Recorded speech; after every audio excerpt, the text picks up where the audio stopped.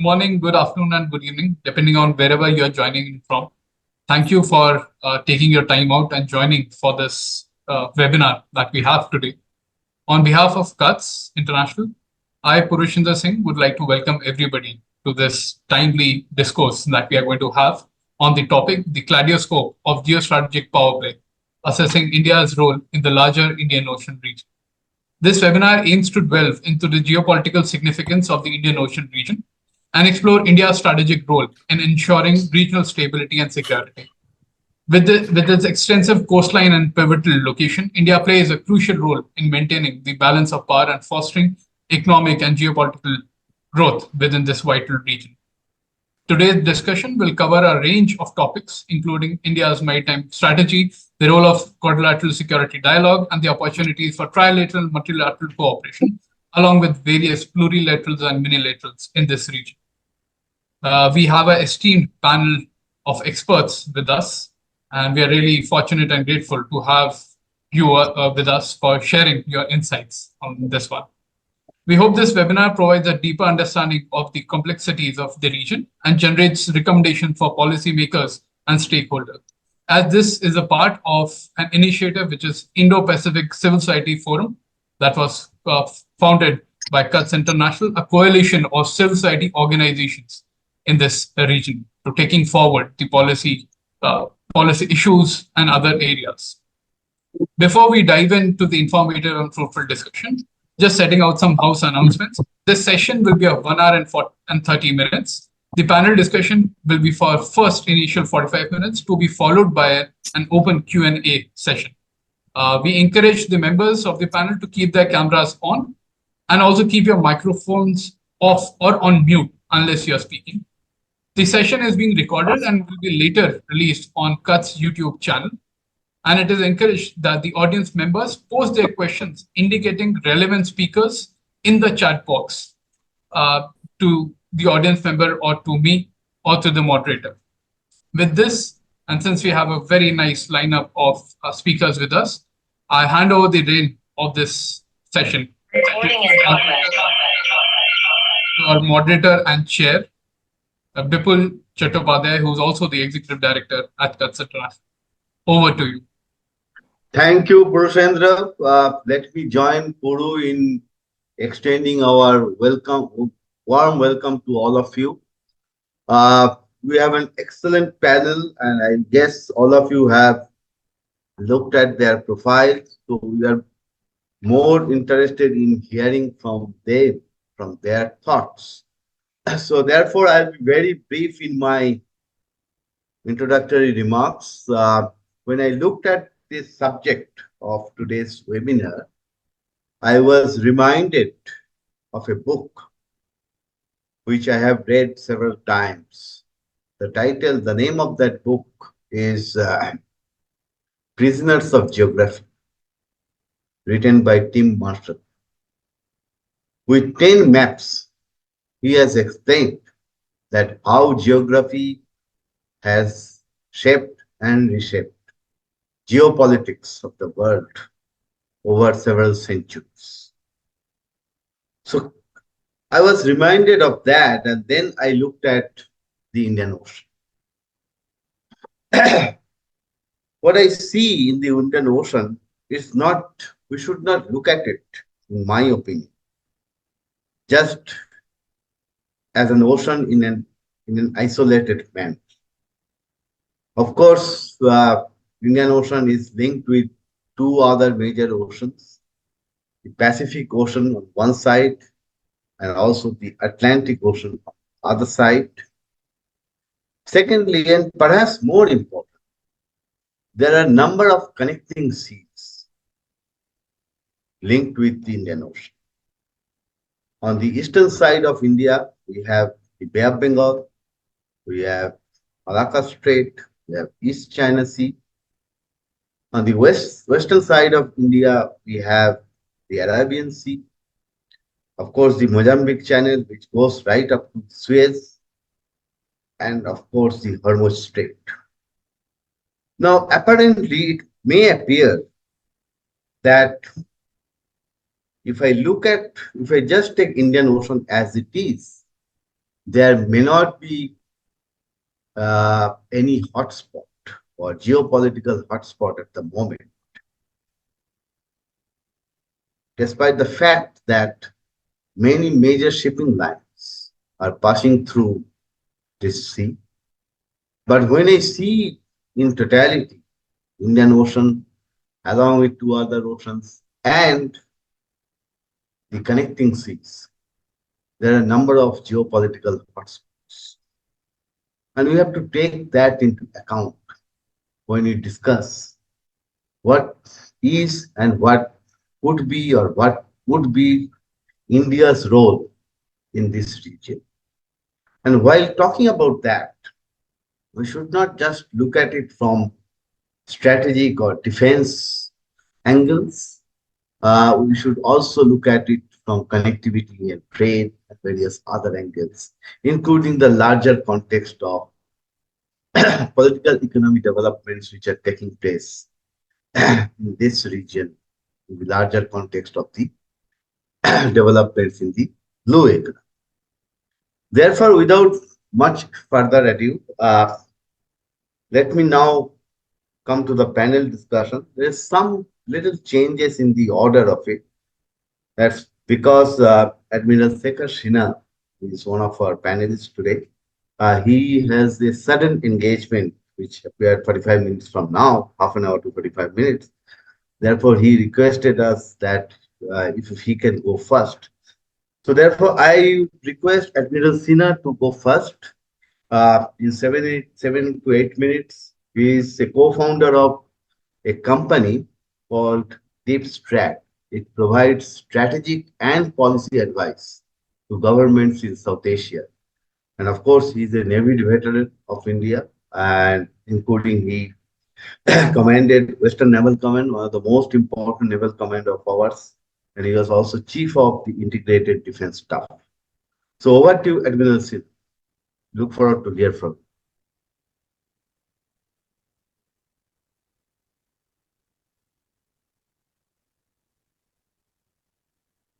Admiral Sinha, are you there? Yeah, can you hear me, sir? Yes. Oh. Well, namaskar, Jai Hind, and Jai Hind. thank you very much, Kutz, for this invitation to share my thoughts and views on the assessing India's role in the IOR. I'm also quite humbled to be sharing panel with such accomplished participants and a very accomplished chair.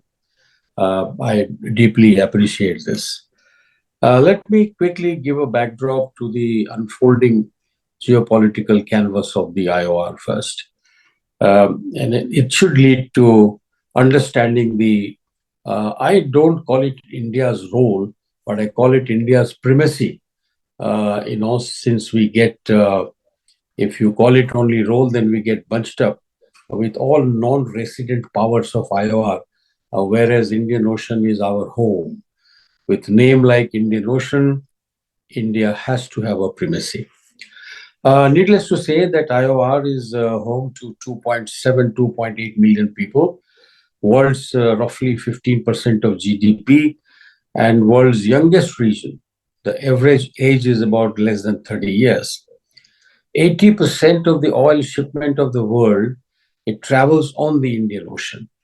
And it is the heart of connectivity to West Asia and Africa, Europe, Americas, through the Suez Canal and Red Sea and the Mediterranean, and on the other side through the Malacca Strait into the Pacific.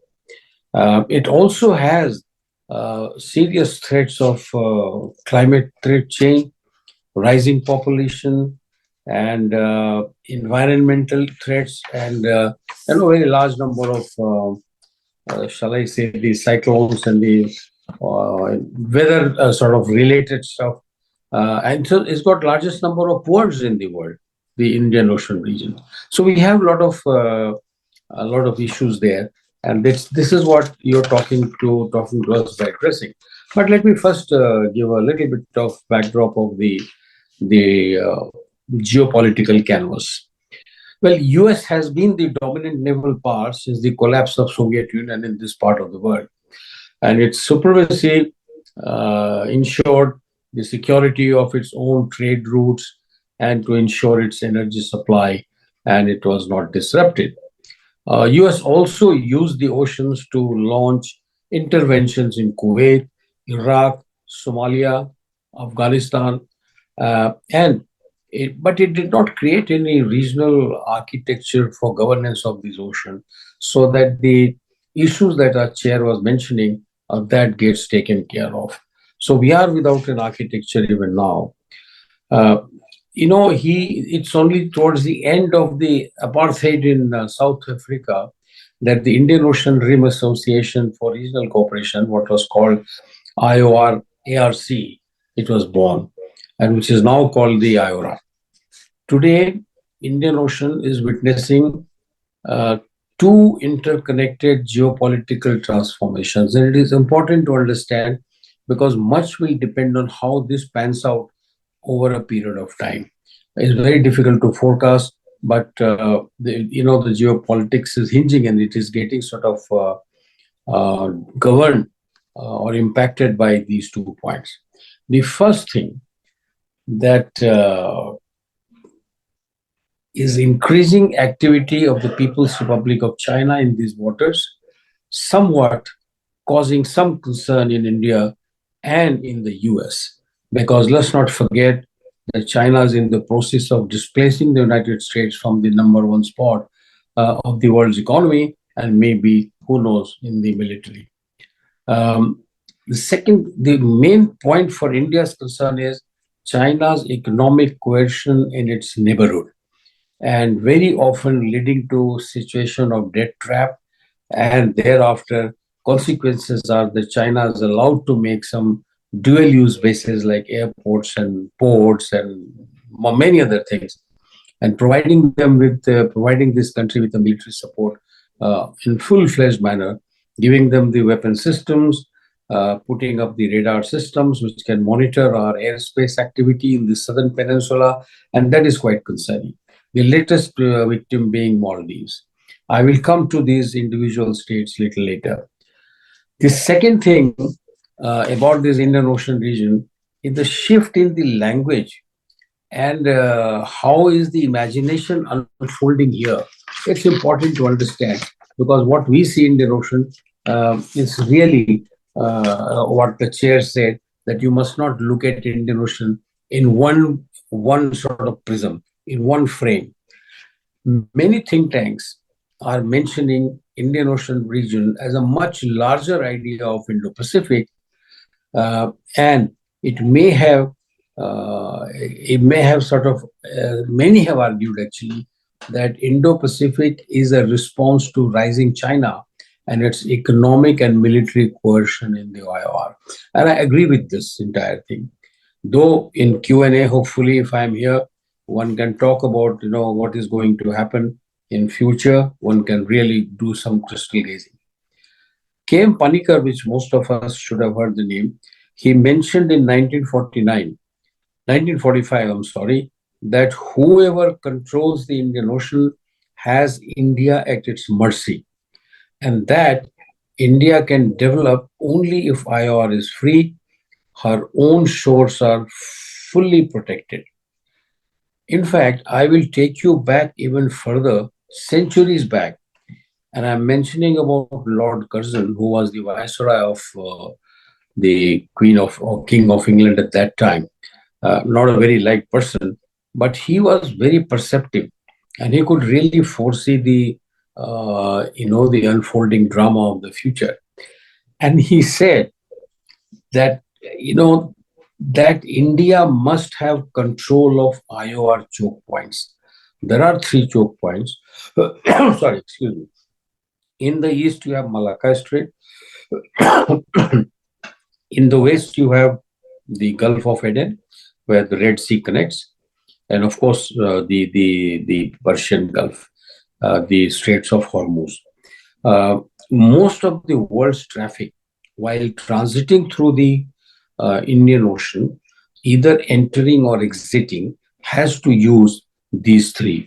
And as I mentioned in the beginning, that 80% of the oil trade of the world actually traverses through the Indian Ocean. And that makes it geopolitically very, very important.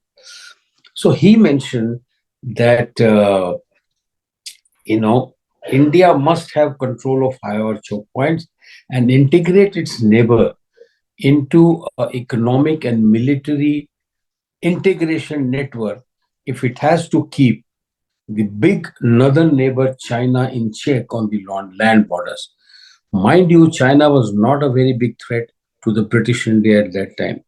And yet he made this statement that possibly he thought he may have seen the behavior of the PRC and how it might just gobble Tibet and it become India's another neighbor. And if at all we have to apply some pressure for them to behave themselves on the land border, I think the Indian Ocean is going to play a very, very important role. So I think I have spoken for about 7-8 minutes. I will stop here because there's much more. But before I pack up, I just want to say a word about Quad. Now, Quad essentially, a lot of people say that it is to resist China, it is to prevent China, but you can't prevent China. China has already risen. It's 5 times more efficient, 5 times more bigger, much bigger economy. What it does is it's a political deterrent, if you like. A political deterrent, so it allows India to partner other states to address some concerns vis-a-vis China, facilitates positive agenda for Indo-Pacific by providing platform for multilateral initiatives, for example, vaccine diplomacy. Then you're talking about the alternative to debt financing. Then it talks about the emerging technologies, infrastructure development, maritime security, humanitarian assistance, combating illegal fishing, and peaceful use of the space and cyber security. Also, the maritime domain awareness. India doesn't want any treaty alliance. It will not get into a treaty alliance. But it should not, because it doesn't want to get, why does it not want to get into alliance? It does not want to hinder the handle of a bilateral negotiation with China, though we have such a big unresolved border. And Moscow's opposition of Quad also requires very delicate diplomatic maneuver by India. And therefore, India must not fall for any alliance, and it will not. I'll stop here and I will take on some questions if there is still time.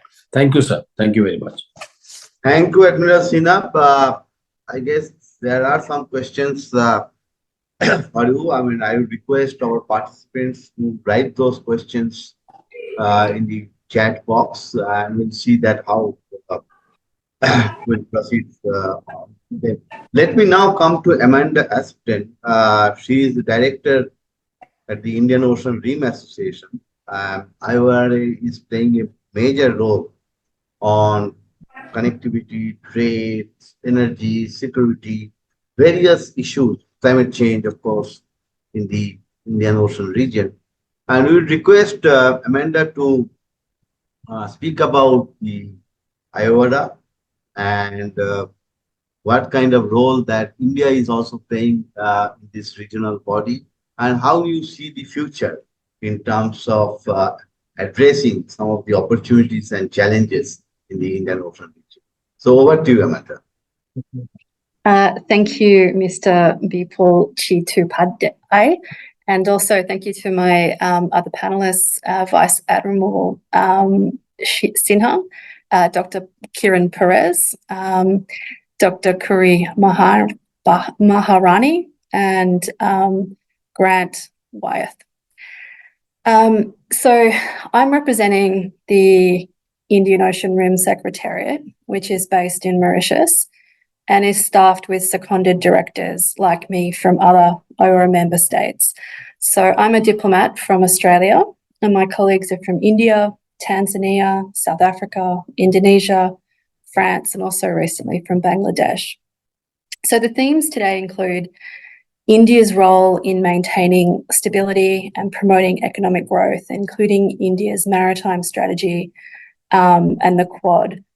So I'm going to discuss IORA's role in relation to these things. Firstly, though, I'm going to speak briefly about the Indian Ocean Rim Association. So the vision for IORA originated during a visit by the late President Nelson Mandela of South Africa to India in 1995. And Nelson Mandela observed that the natural urge of the facts of history and geography should broaden itself to include the concept of an Indian Ocean Rim for socio-economic cooperation. So in 1995, Australia, India, Kenya, Mauritius, Oman, Singapore, and South Africa met in Mauritius and launched the association. And now there's 23 member states. So Australia, Bangladesh, the Comoros, France, India, Indonesia, Iran, Kenya, Madagascar, Malaysia, Maldives, Mauritius, Mozambique, Oman, Seychelles, Singapore, Somalia, South Africa, Sri Lanka, Tanzania, Thailand, the UAE, and Yemen. So these countries have a diverse range of social and economic capacities, but they're all connected by the Indian Ocean, and they're committed to promoting sustainable development and fostering growth within the Indian Ocean Rim region. And IORA provides a regional platform for the Indian Ocean region countries to foster cooperation, facilitate interactions amongst government representatives, academia, and business leaders. IORA has an apex body called the Council of Ministers, which meets annually in October and November. Also, there's been an IORA Head of State meeting in 2017 in Jakarta, which was the 20th anniversary of IORA, and they adopted the Jakarta Concord, which shaped the current areas of cooperation within IORA. So there's 6 priority areas: tourism and cultural exchange, maritime safety and security, trade and investment facilitation, fisheries management, disaster risk management, academic and science and technology. And there's also 2 cross-cutting issues: the blue economy and women's economic empowerment. So IORA has a 5-year strategic plan, as well as operational plans, which are managed through working groups associated with these areas. IORA also recognises that urgent action is required to address climate change and is developing a strategic agenda on climate change to identify key areas of action, and they'll also take a mainstreamed and integrated approach to climate change. Additionally, IORA collaborates on policy issues, including in 2022, the Council of Ministers adopted IORA's outlook on the Indo-Pacific, which was led by India, which I'll discuss more now. So IORA's outlook on the Indo-Pacific notes that since its inception, IORA has sought to build and expand understanding and mutual benefit through cooperation and a consensus-based, evolutionary and non-intrusive approach. And the principles of the IORA Charter would also benefit the Indo-Pacific region.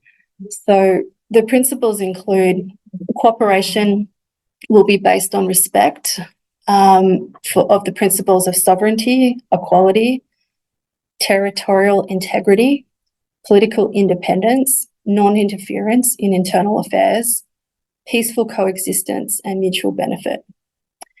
Bilateral and other issues likely to generate controversy and be an impediment to regional cooperation will be excluded from deliberations. Promotion of principles of good governance by member states to enable smooth implementation of programs, and respect for the IORA Charter and adherence to international law, in particular the UN Charter and the UN Convention on the Law of the Sea and other relevant treaties and international conventions. So India is also leading the development of a roadmap for IORA's outlook on the Indo-Pacific to achieve its objectives. And these include enhancing maritime safety and security in the Indo-Pacific region, including freedom of navigation and overflight in accordance with international law, and through IORA's working group on maritime safety and security. Promoting economic growth and shared prosperity through open, transparent, inclusive, rules-based, fair systems that enable balanced and sustainable development. Promoting conservation, sustainable use and management of marine resources in the Indo-Pacific region, including to address climate change, biodiversity loss and marine pollution. Establishing or strengthening frameworks in the region that build trust, promote friendship, facilitate dialogue among relevant stakeholders, as well as enable collaborative action and cooperation to advance peace and security. And also building and strengthening mutual trust and respect through friendship, with the aim of ensuring peace, prosperity and cooperation, security and stability. So the roadmap for IORA's outlook on the Indo-Pacific will be implemented by integrating these policies and objectives, or these principles and objectives, into IORA's 6 priority areas and 2 cross-cutting issues. So this includes IORA's maritime safety and security priority area, which brings me to commenting on IORA and India's maritime strategy and the Quad. So India and Australia are both IORA member states and Quad members, which means that along with other member states, they set the agenda for IORA for regional cooperation activities. The USA and Japan are also IORA dialogue partners, which means they can play a supportive role and participate in many regional cooperation activities. India and Australia are co-leading IORA's maritime safety and security priority area, which is promoting maritime safety and security in the Indian Ocean region through effective coordination between member states and relevant international organisations. So this involves sharing of expertise and resources, including information sharing, strengthening regional cooperation to address transboundary challenges, ensuring freedom of navigation in accordance with international law, including the UN Convention on the Law of the Sea.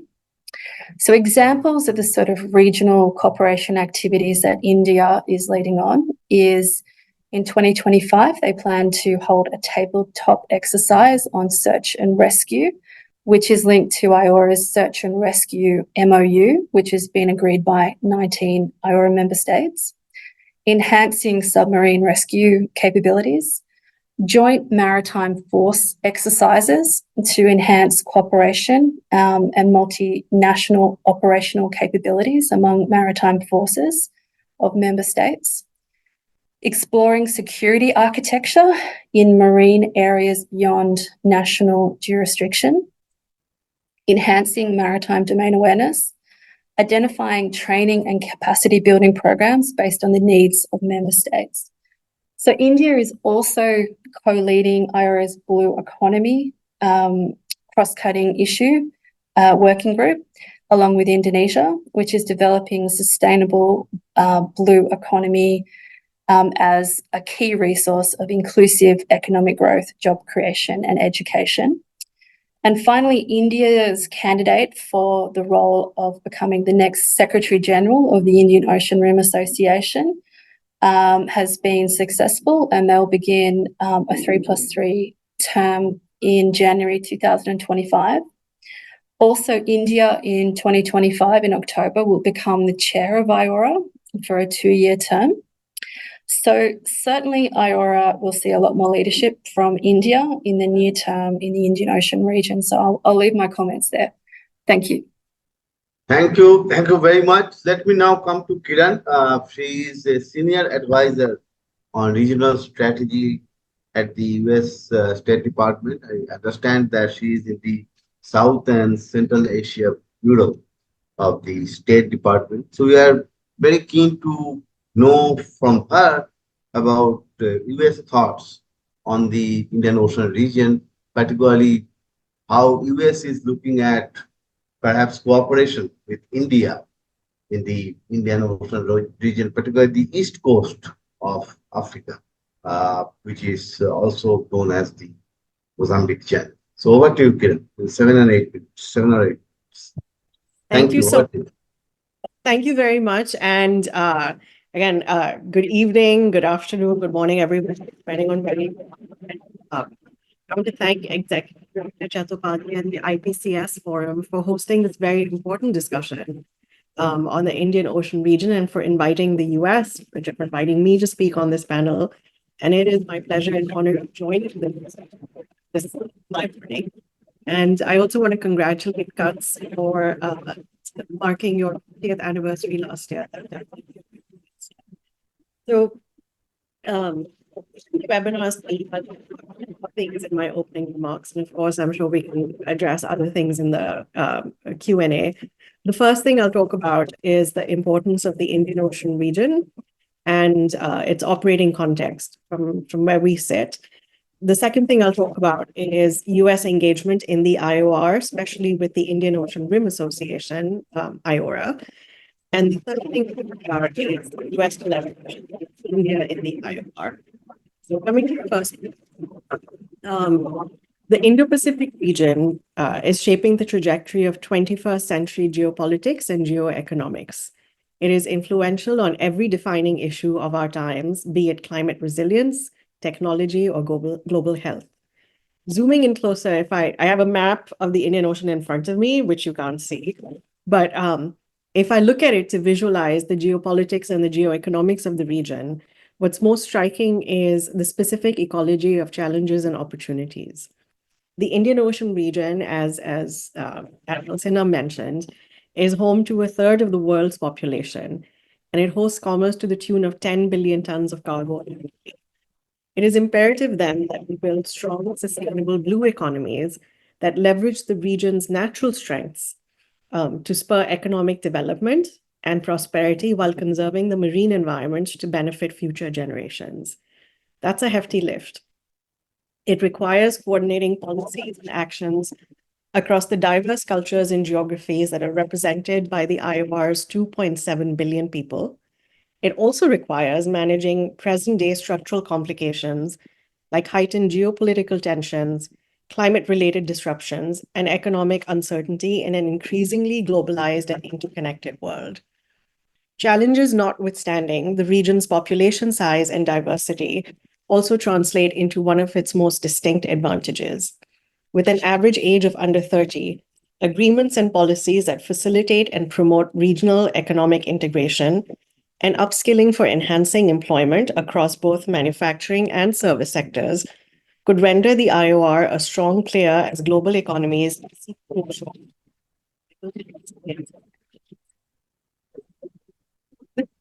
concerted and collaborative approach, one that engages all of us alike, be it countries, be it multilateral bodies like IORA, and also civil society and people.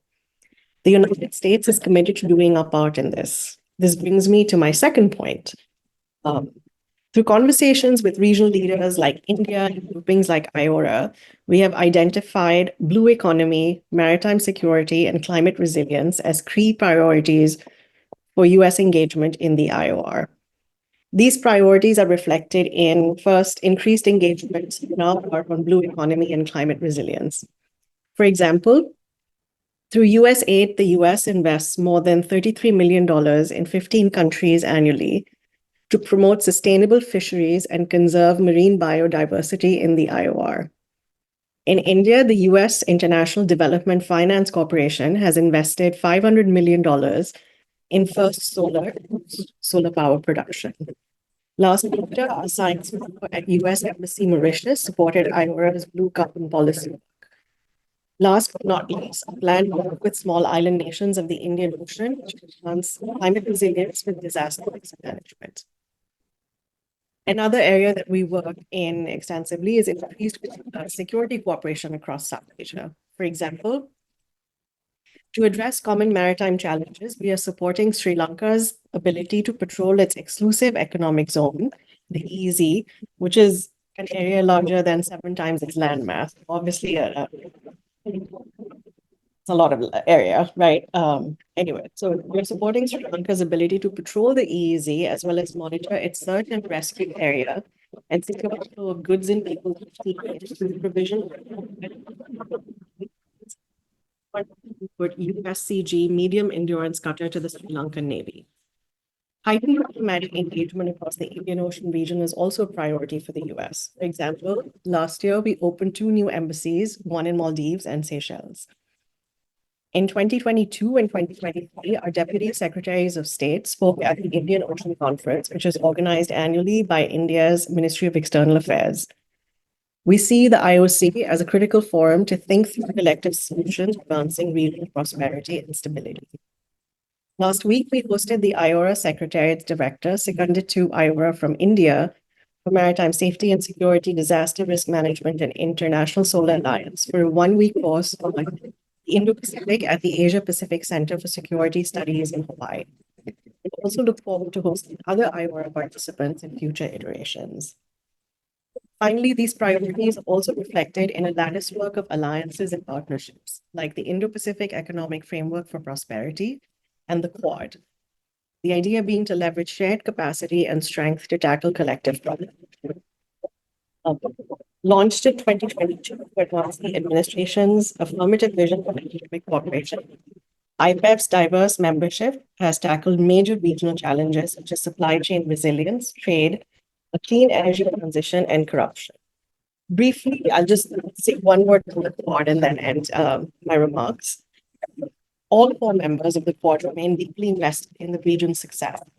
The Quad is advancing an ambitious agenda for the region, including through life-saving humanitarian initiatives, disaster preparedness and response, economic investment, defending against illegal fishing, through the Indo-Pacific Partnership for Maritime Domain Awareness, and more. Finally, just to wrap it up, I want to share a quote from President Biden, who has said that the United States is committed for the long haul, ready to champion our vision for a positive future for the region together with friends and partners. Our partnership with India is the most consequential in this. Briefly, I've already mentioned the Indian Ocean Conference, so I'll turn to IORA. India advocated for US dialogue partnership in IORA in 2012 and is now our IORA coordinating country. The United States supports India's key priorities as IORA Vice Chair and upcoming Chair in 2025, including strengthening IORA's capacity to generate and implement collective solutions from and for the region. We also look forward to supporting India's efforts leading implementation of IORA's Indo-Pacific outlook. I'll pause here for now, and I look forward to learning from the insights of our distinguished panelists and the colleagues who've also joined us in the audience today. Thank you so much. Thank you so much. Let me now come to Grant. He's an editor of Asia-Pacific Development Diplomacy and Defense Dialogue.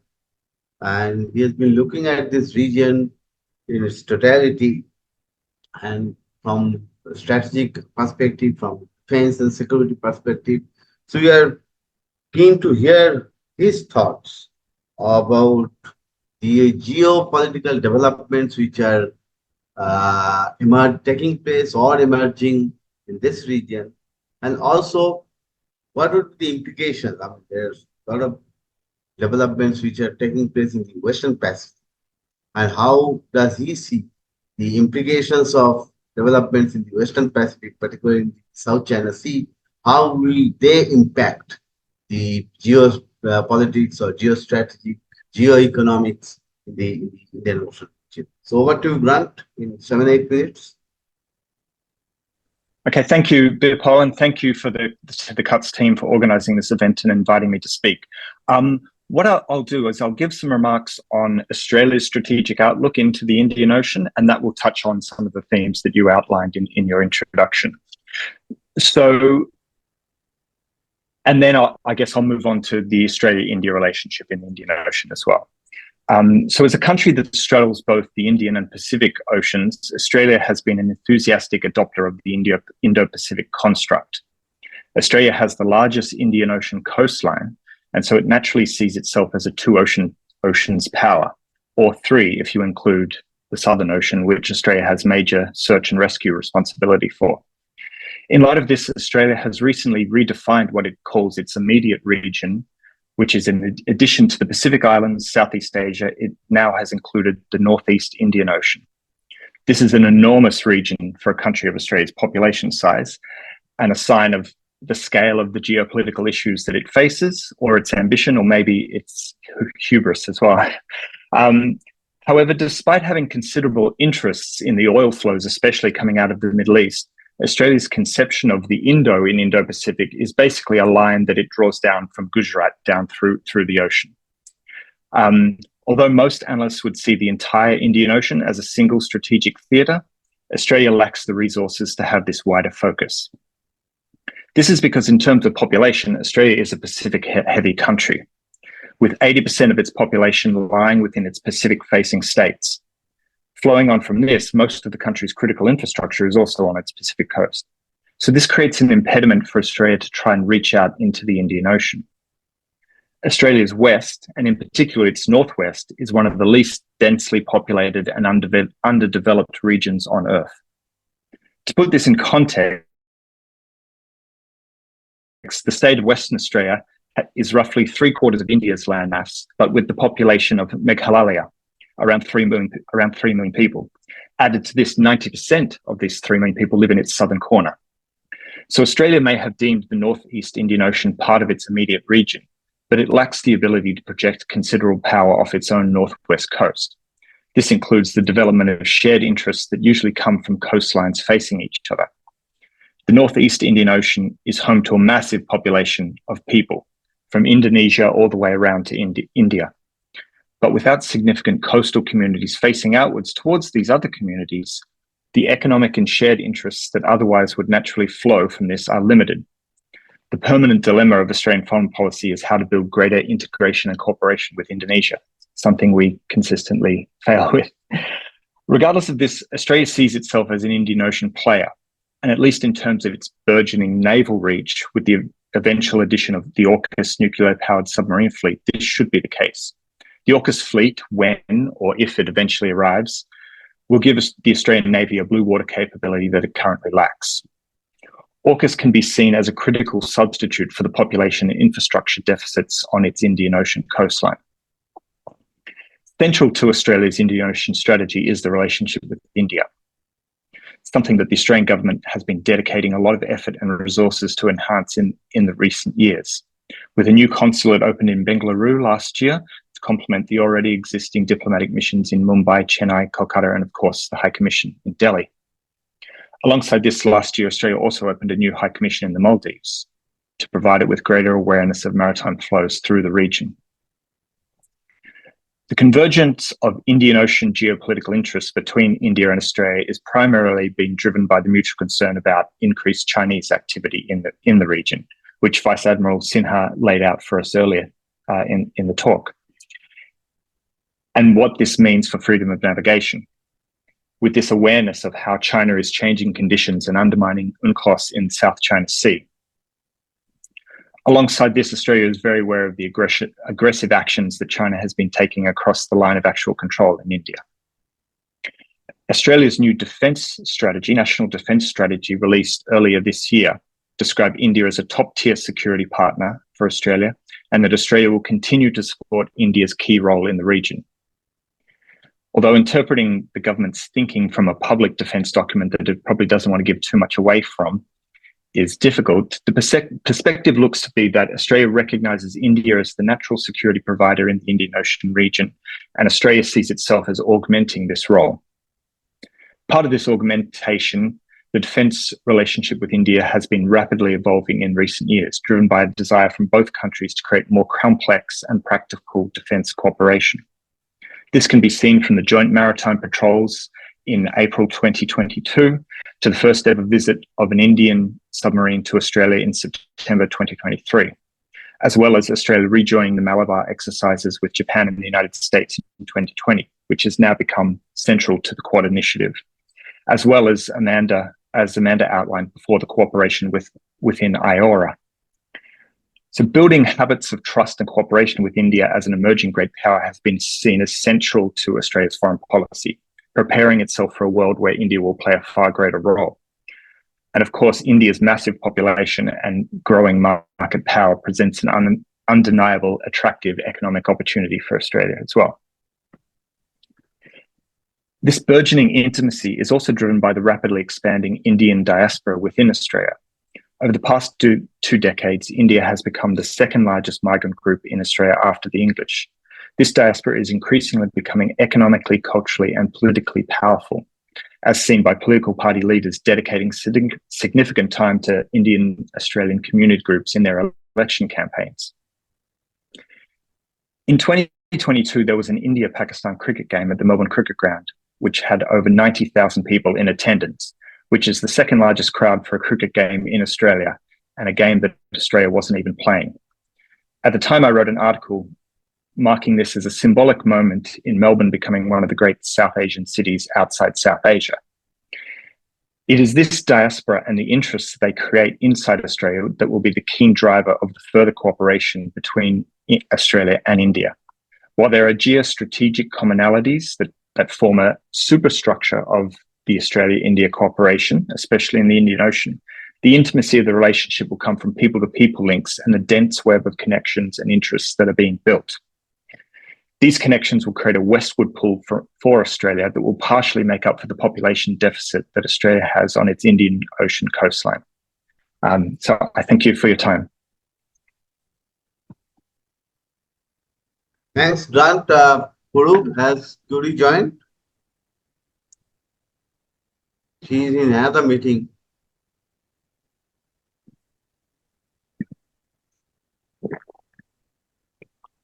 Not at the moment that I can see.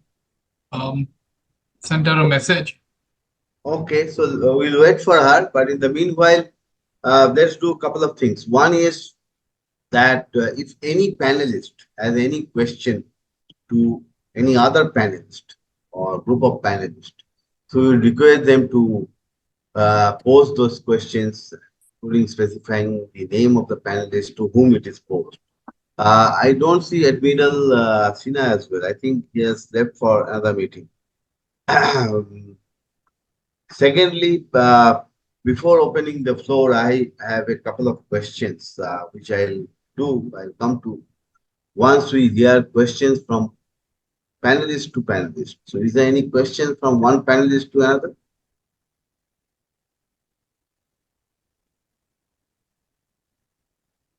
Maybe not. Then let me come to the question which I would like to pose. And before we open the floor or the virtual platform for questions, you can write your questions in the chat box, or you can raise your hand and to pose your questions to specific panelists. I have a question for Kiran, that as you know, that India and US are working together in Southeast Asia in some specific countries, Laos, Cambodia, and Vietnam, under a program which is broadly, we can say, trilateral development cooperation program, under 3 pillars: sustainable and resilient agriculture, renewable energy, and disaster management. Yes.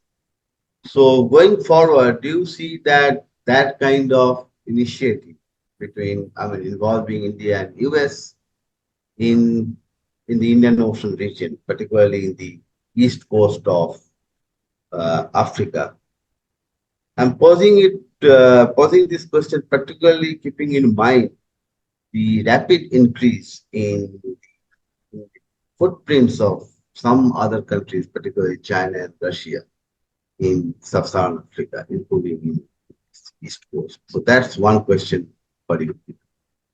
Over to you. Thank you. And can you hear me well? I know, I think there might have been some problem with the audio earlier. Now it is all right. Go ahead. Perfect. Okay. No, thank you for that question. And I think, overall, our, that our cooperation with India is increasingly global, and we see that expanding more to the Indian Ocean region as well. As I mentioned, India is our coordinating country in IORA, which is a new mechanism that IORA has set up to facilitate greater dialogue partner engagement. And Amanda can speak more to that. I will not steal the IORA thunder. But in that sort of capacity, we've been coordinating with India, looking at things like especially looking at climate resilience, disaster risk reduction, technology, etc. So we hope to be able to make some announcements to that effect specific to the Indian Ocean region in the coming weeks, actually, not even months. And then to your point on sort of Africa, I think it's I want to flag that I was mentioning diplomatic engagement in the Indian Ocean region. So Ambassador Verma, who I'm sure people in India remember as our US ambassador to India a few years ago, when he took over as Deputy Secretary of State for Management and Resources, one of his first trips was to Mauritius and Seychelles and the IORA Secretariat. So it's an area that we're taking. I'll paraphrase you from the beginning of your remarks, right? I mean, we see the Indian Ocean. We consider ourselves, we hope, as an extra regional partner of choice. We want to keep working on the collaboration. We see it as connected to the Pacific, Atlantic, especially in a globalized world, and specifically on Africa. I think just last month, we held an inaugural US-India Africa consultation where senior officials discussed economic development, humanitarian assistance, and more areas for potential cooperation. So I think you'll see a lot more of those announcements coming forward soon. Thank you. Thank you so much. This is all very important things to know. Let me come to my second question. I have a third as well. Okay, just thought about it. My second question is to Amanda, that you see that IORA is a regional body. There is another important regional body in this region, I think, linking with the Indian Ocean, where India is a member, is the Bay of Bengal Initiative for BIMSTEC, the Bay of Bengal Initiative for Multisectoral and Technical Cooperation. So how do you see that, this BIMSTEC and IORA? And this question is also for Grant and Kiran. Do you see that in going forward in future, there is scope, there are possibilities for these two regional bodies to work together? Amanda, you may go first. Yeah, thank you. I'm sorry, but I'm actually not too aware of that dynamic, so I can't actually comment on it. I think, though, that there is discussion about having an MOU between BIMSTEC and IORA. So I think that there is potential for that relationship to grow, but I'm actually not working on it specifically, so I wouldn't want to comment too much on it. So apologies for that.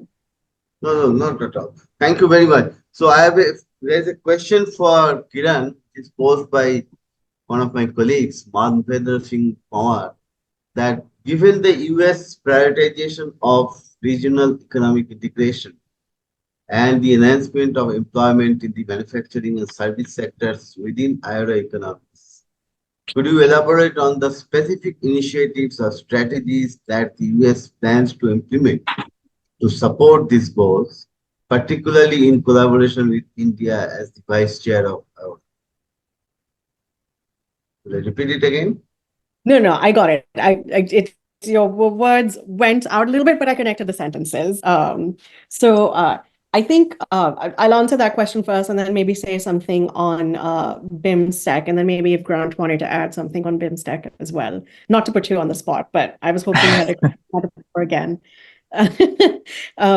So briefly on regional economic cooperation, I think very specific to the Indian Ocean region, I'm not in a position to I think we're working through where we might cooperate. As Amanda also mentioned, India leads the charge on blue economy for IORA. But I think in general, our partnership with India is broad-ranging, and some of it applies to, and some of our existing initiatives apply to the Indian Ocean region. So I think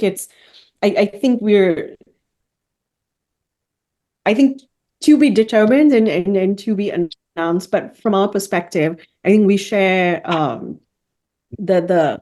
what we've heard from Indian Ocean region countries, whether it's India, Australia, or island nations like the Maldives and Sri Lanka, is we do. In fact, you know what? I will I'll talk about BIMSTEC, but when I do, I'll drop a fact sheet that we have on our economic activities in the Indian Ocean region. And but relatedly, I think we're still working through how we kind of work on the Indian Ocean region piece with India. So those are ongoing conversations.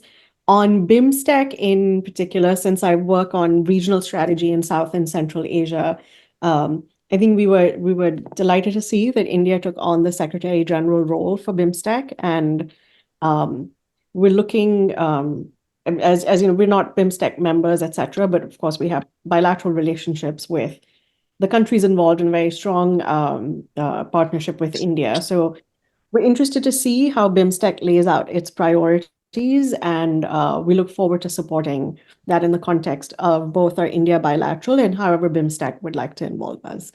And I'll drop a link to our fact sheet in the chat box. Thank you. Thank you very much. Last week I was in Dhaka and had a very good meeting with the BIMSTEC SG, including the Maritime Transport Cooperation Agreement, which BIMSTEC member states are going to sign in September this year. There's a question. Sorry. Yes? No. And I will pick your brains a little as we think about BIMSTEC as well. So you've got to be open to that. Okay, so we'll in touch with each other, with you and others, including your colleagues in Delhi on BIMSTEC. So there is a question from Kulwant Sharma. I don't know to whom, but maybe to Grant. That the question is that 2023 National Foreign Policy document titled Century of Turkey highlights the strategic importance of the Indian Ocean with reference to Turkey's security of energy and supply chains. It also lays out the case for Turkey's membership in the Indian Ocean Rim Association, which was approved in 2018. How will it affect the Arabian Sea, or rather geopolitics in the Arabian Sea? Grant, would you like to take it? Of course, it is open.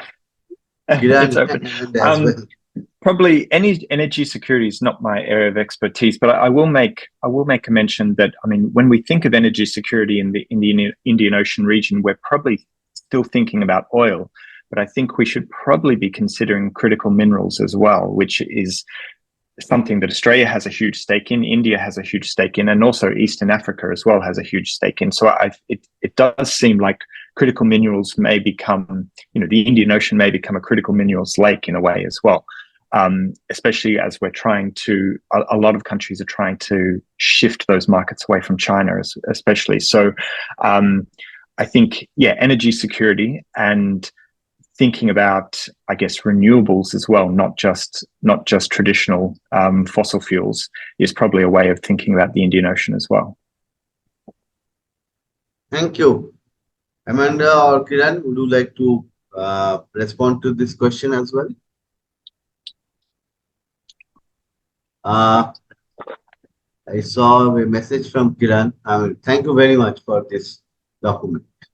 Now, I have a question. Confirm your, why somebody is asking me to confirm my language. Say, okay. I have a question for all three of you. That we see that this is a relatively new development or new phenomenon. There is a lot of misinformation and disinformation, which is happening all over the places, not just in this region. And that is also somehow, not entirely, but somehow related to cybersecurity.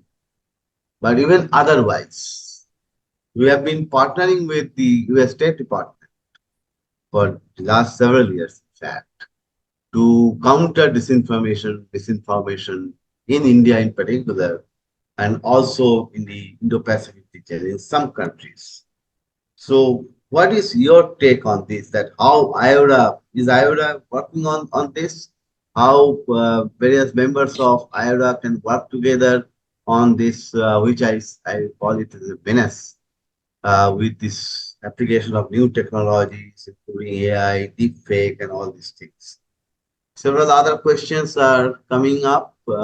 Let me first prioritize them for since they are coming from the participants. Akash, he has posed a question without mentioning the name of the panelist, that what is the Quad's counter strategy towards the Belt and Road initiatives by the DRC? And what is India's strategy to make itself a blue water navy and counter PRC's influence in the smaller nations such as Maldives, Sri Lanka, etc.? I don't know whether it's a counter strategy is the right phrase, but let's hear from uh, Grant or Kiran or Amanda on this question. There is another question from Sanjeev Kumar Dev. And then there is one more for Grant. That's good. I mean, people are taking interest. Sanjeev Kumar Dev his question is that I want to know about what are the measures taken to tackle private sector players in the Indo-Pacific region, because these days more private players are active in the region with mineral resources. I'm not very clear on this question. And then there is one from Aditya Bhan, which is directed to Grant.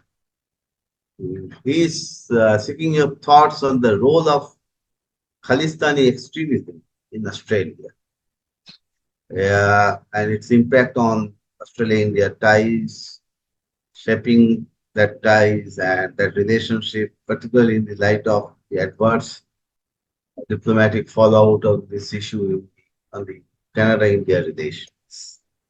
Let me pose them questions first, then come to your answers.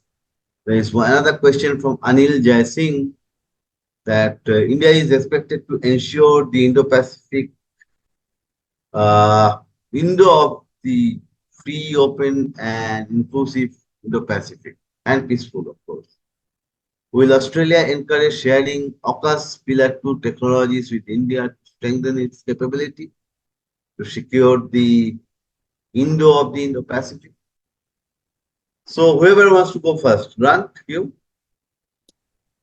Yeah, I'll tackle the tricky one, the one that's probably very difficult to diplomatically navigate. But on the issue, I think on the issue of Khalistani extremism in Australia, there has been a few clashes on the streets in Melbourne and Sydney recently, which has caused, I guess, a lot of difficulty in the diplomatic relationship with Australia and India. I think Australia and India are navigating it quite well, but there were, especially, you're probably aware of the kind of the unofficial referendum that Sikh Khalistani groups were holding around a separate Sikh state. Around that time, there were some clashes on the streets in Melbourne, which were very unfortunate, and I'm not sure whether the Australian government really knew how to handle it at the time. And there's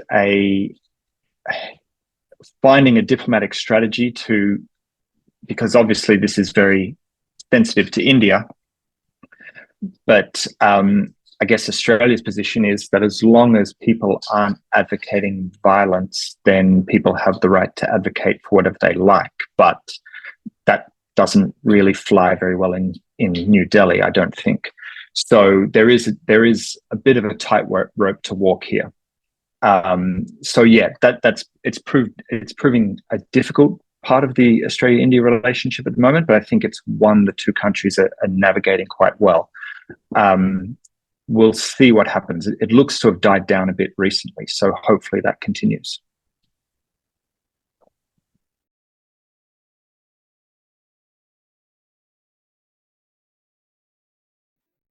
I might respond to the question on cyber security and information and disinformation.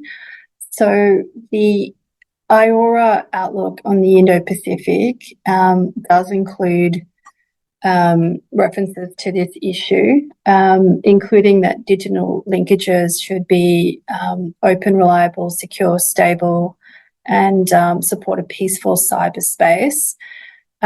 So there's no initiatives that are currently in action, but certainly there's scope as part of the roadmap to implement the outlook on the Indo-Pacific to develop initiatives in relation to this area.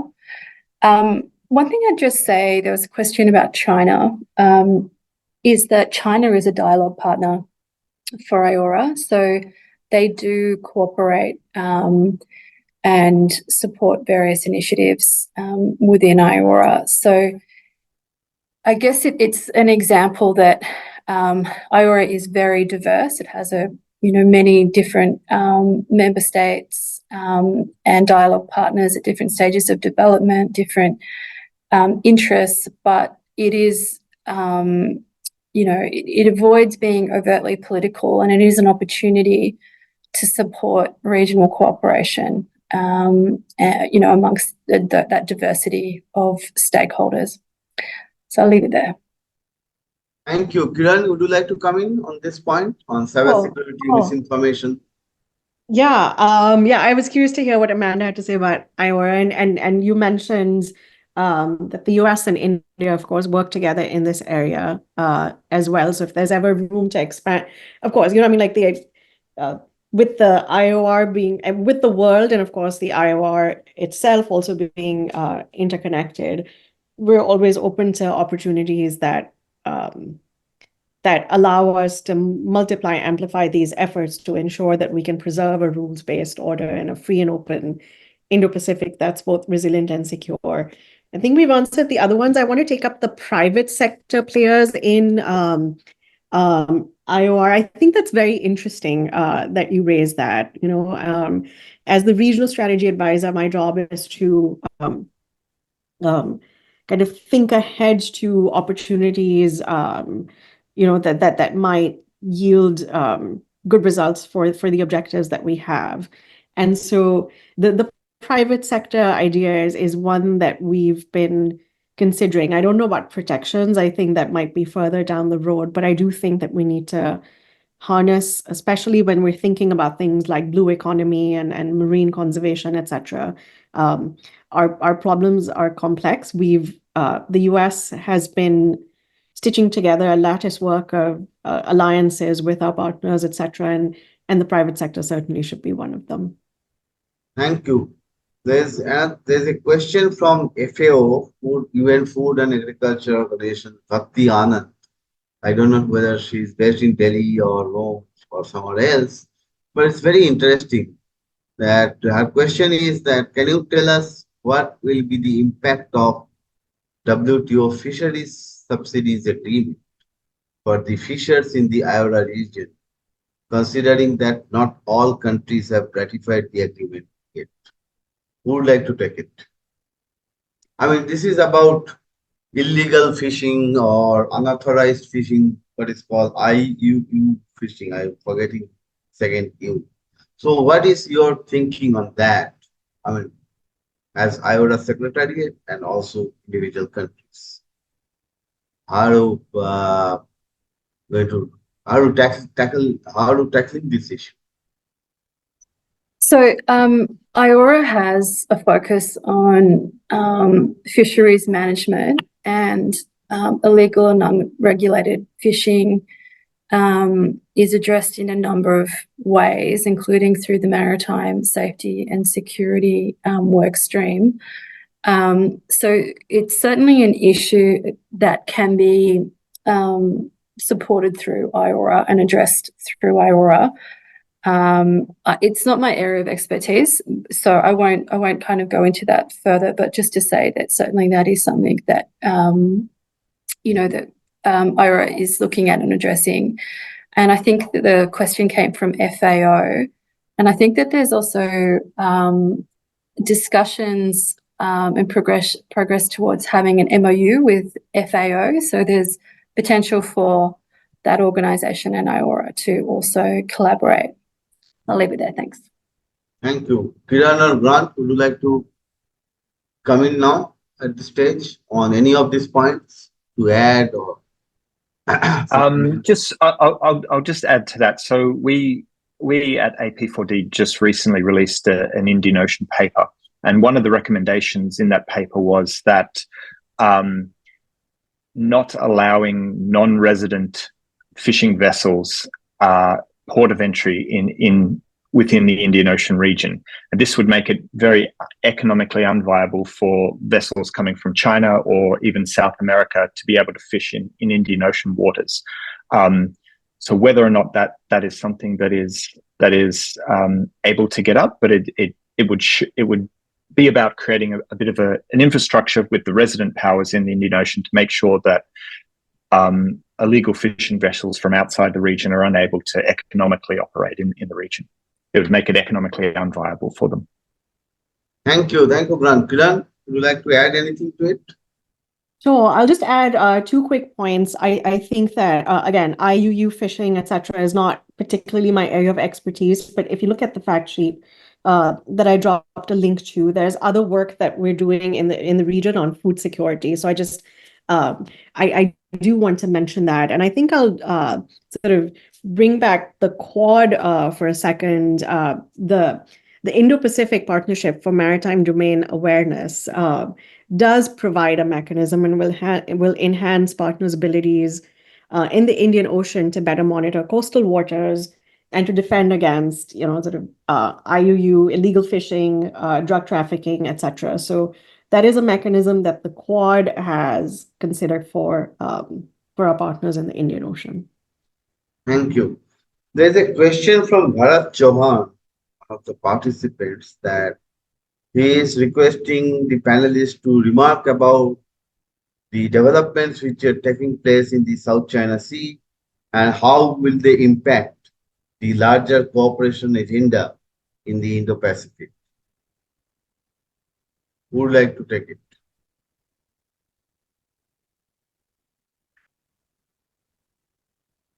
South China Sea and its possible implications, developments which are taking place in the South China Sea and its their possible implications on the Indo-Pacific region. So I'll just make a few brief comments.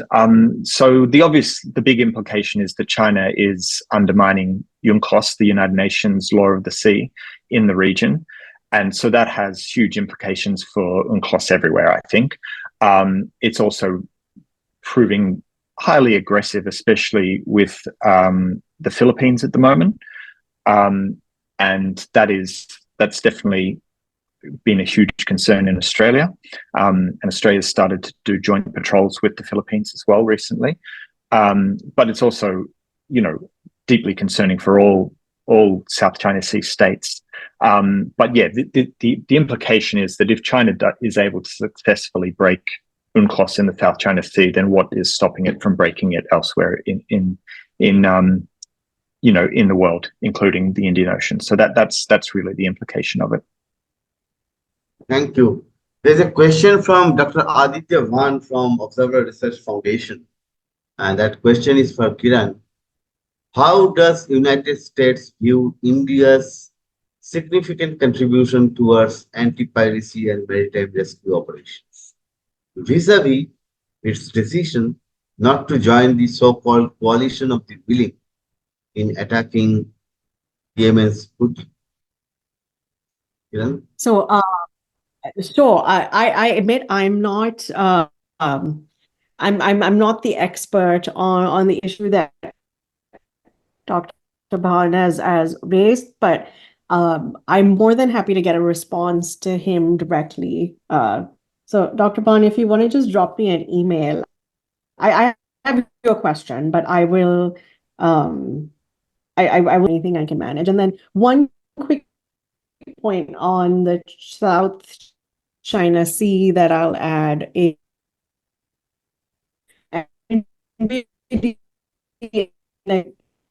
we hear the chorus of that has also reaffirmed the importance of international law and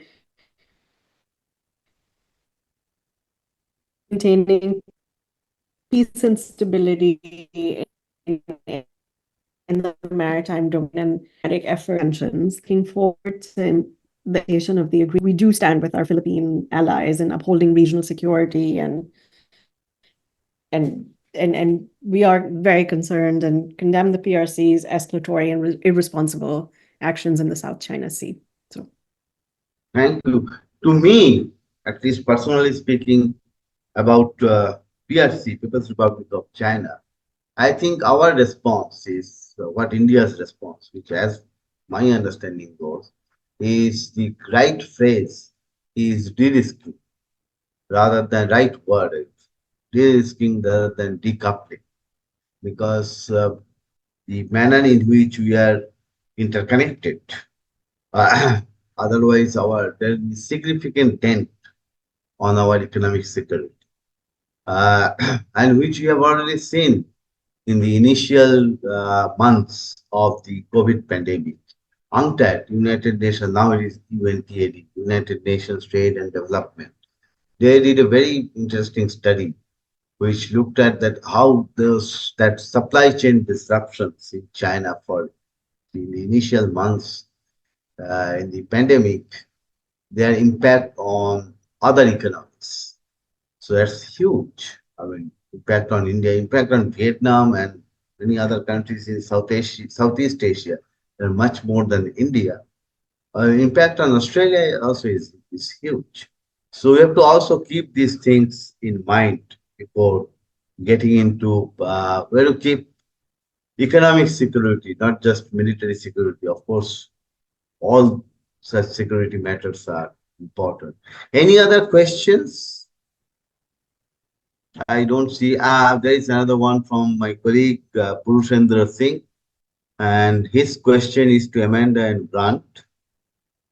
He says, how can the role of the Pacific Island, what is CS, PICS, coalition states, or I don't know. Anyway, I think it's Pacific Island Forum.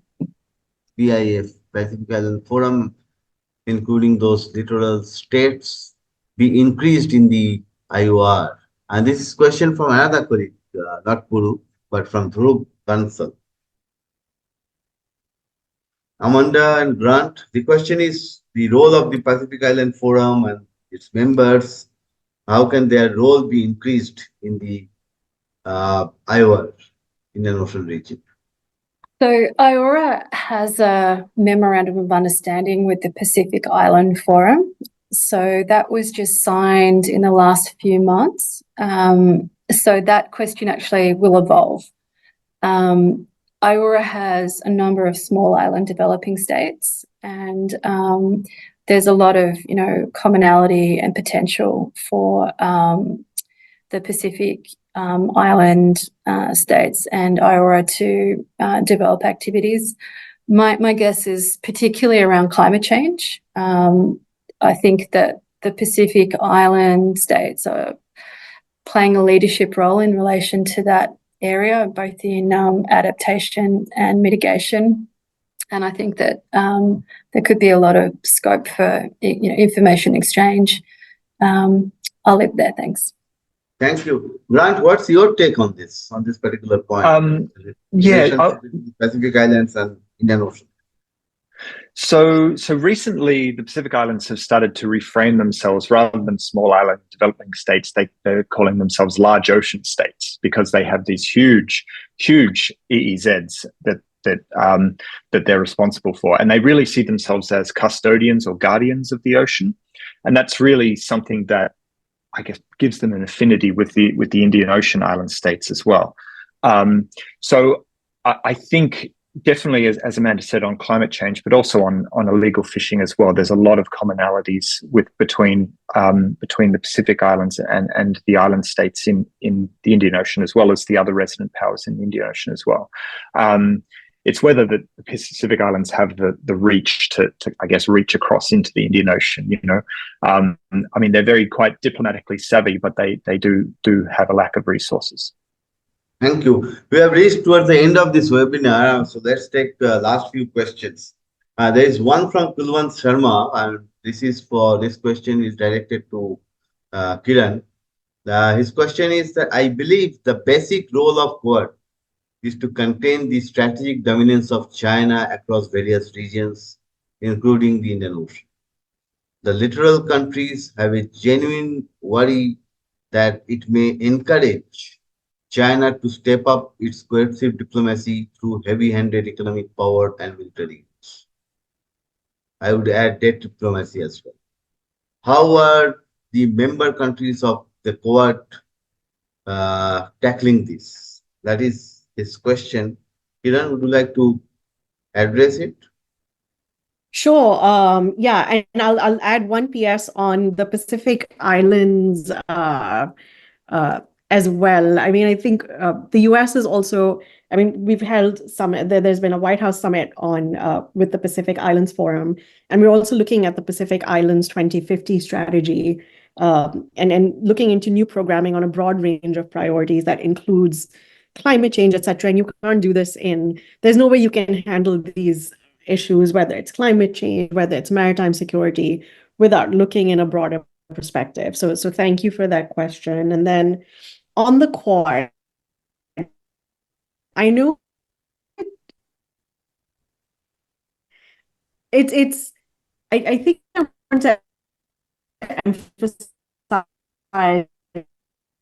the fact that I think I mean, I want together, we do see the word is enforcing, ensuring that there is support for and maintenance of a free and open rules-based order, right? So that's one piece. And that, of course, will need to be implemented in a variety of domains. But ultimately, I think the Quad is about using our collective resources to ensure that that this kind of free and open rules-based order is maintained. Now, part of that, of course, has a security dimension, but overwhelmingly, I think we also need to think about, especially in our, in today's world, we need to think about non-traditional security also, right? And I think when you think about things like blue economy, inclusive development, etc., those are absolutely fundamental. So I would underscore that the Quad is a mechanism that's much more overarching than just security or the dominance of any one country. The investment is in the rules-based order idea. Let me add to this point that I think this is how I look at it. That when we are dealing with other countries in international relations under a rules-based order, then of course there are risks and there are mechanisms to address those risks. And those risks are, if I may call it, is known probability. Whereas in another world, which is not rules-based, we are dealing with uncertainties, right? I mean, there are ample examples of that, particularly during the period of the two world wars. And there are unknown probabilities. So, and that is the beauty of the rules-based order, or rules-based order. But we do not know whether that will remain or what shape it is going to take in the next few years. Let me now come to the last question, and this is for Grant. This is from Akash Bhargav. This is very straightforward. What is Australia's strategic response to its economic interdependency with China? Right. Yeah, that's a tough one, but it's one that Australia has weathered quite well. Australia, should I say, China has used a lot of economic coercion against several Australian products. Australia's strategy to this has been to not relent. It's also used hostage diplomacy as well, taking Australian citizens hostage and trying to use them as a way of forcing Australia to submit to China's demands. Australia's strategy has been one to simply not allow itself to be bullied, and it has worked quite well in terms of often we've found other markets for products that China has put sanctions on. which has been positive. It's actually undermined China's strategy there by they've kind of kicked a known goal there, and it's been a way of Australia realizing that it needs to diversify its markets. But I think China has started to realize now that Australia can't be bullied, and it's relented. So we just had Premier Lee in Australia recently, and it was a very successful trip. There was no real incidents of diplomatic note. So I think there's the current government has a line that it uses, which is cooperate where we can and disagree where we must.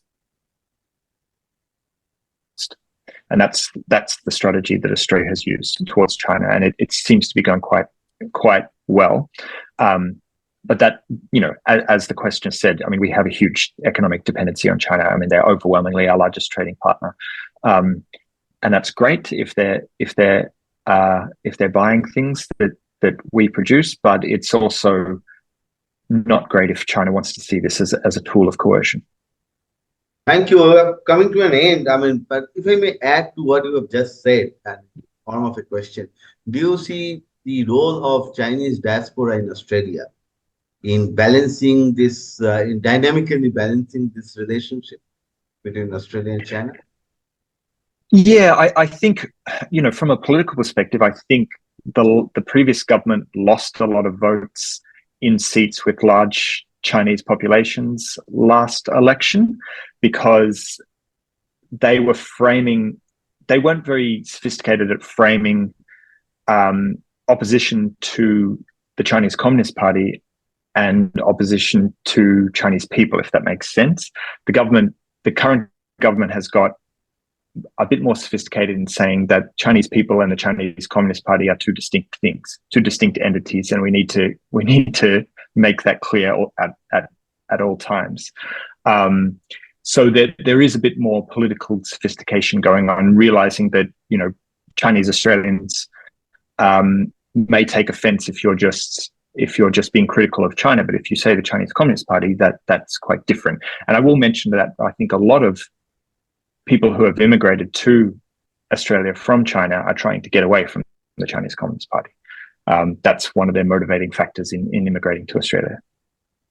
Thank you. So, see, we know that diplomacy also means saying different things in a different way, depending on the situation, and that's the flexibility. Now, what I could gather from this discussion that I'm not talking about IORA. It's not for Amanda because he's representing the Secretariat. Both United States and Australia. It would have been great if we had one from Japan, but we tried, but we couldn't succeed this time. But next time, I'm sure.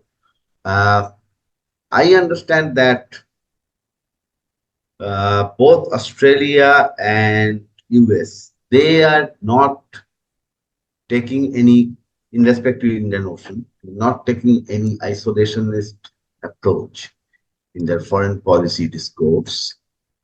Neither that it is only their foreign policy at the moment, that discourse is dominated by the quote-unquote China firsters. In both cases, I think that Australia and US, they think, and I see there are many reasons for that they can walk, they have the capacity to walk as well as chew the gum. So with that, let me now request my colleague, Puru, for his closing remarks. Thank you. Over to you, Puru. Thank you very much, the chair and the moderator. And this was quite fast, the 1.5 hours. This was quite informative. And as our chair and moderator started with, that the Indian Ocean region does not only lead to the traditional areas, but also the non-traditional security areas. With this, I would also like to thank Amanda, Kiran, Vice Admiral Shekhar, Sinha, and Grant for joining us on this very important subject and taking forward from Africa to Japan. We have covered extensively quite a diverse areas. It was quite informative also for the participants. And I would like to also thank the audience for joining us for this virtual discussion. Oops. A lot has been covered, and we would be coming out with a video later on our YouTube Cuts channel for larger dissemination and taking the ideas forward in a report form, which we do as a 40-year-old organization. We'll formulate a report and the points, the major takeaways from this one, and we would like to take on further to various governments, various civil society organizations, and to the larger audience to make the real kaleidoscope of this region and for an inclusive, open, and a secure Indian Ocean region for all to live. So thank you once again, everyone, for joining on this very timely session and webinar. And as we move ahead, and as this is the utmost important area, as mentioned by Kiran earlier, of the 21st century, we would like to work furthermore in this region. Thank you again. Take care and bye-bye. Thank you. Let me also add to Puru that we already have partnership with Australia, with US. We are looking forward to take that partnership further, take those partnerships further, and also to have partnership with IORA Secretariat in doing more work on some of these areas. I mean, and one final point is that more often than not, I see that in this kind of webinars, there are hardly any time for questions from the floor. But in this, I think there are a number of questions of clarification from the floor, which I think went up very well. So thank you very much once again, all speakers as well as the participants.